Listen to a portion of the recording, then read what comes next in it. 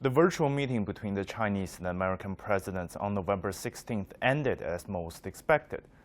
No major breakthroughs or agreements, but with commitments to push the relationship in a positive direction. That's good.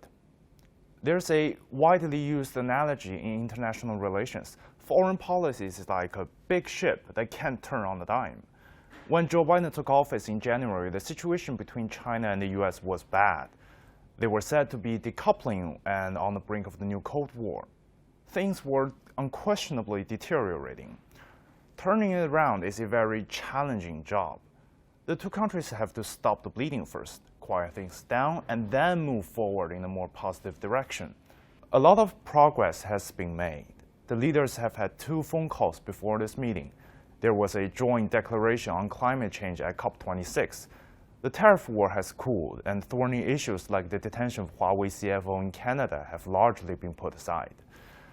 But we are out of the woods. The two countries don't agree on the fundamental nature of the relationship. America is digging into the competition doctrine, while China places more emphasis on cooperation.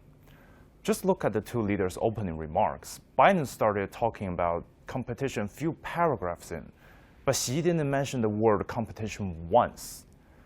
This new normal, so to speak, between the two countries remains ill-defined.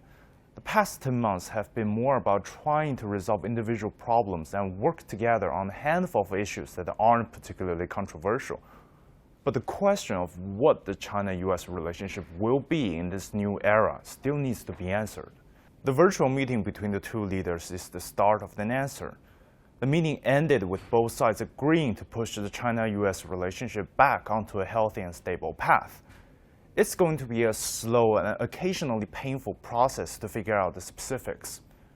There's been no relationship like this before. The two countries are deeply interdependent, yet have fierce disagreements on many major issues. We need patience and time to sort things out, sometimes by talking to each other and sometimes by trial and error. The bottom line is that the China-U.S. relationship, whatever its final construct, will define this century. If we want peace and prosperity, we should all work toward a more positive framework. Luckily, the momentum seems to be headed in that direction.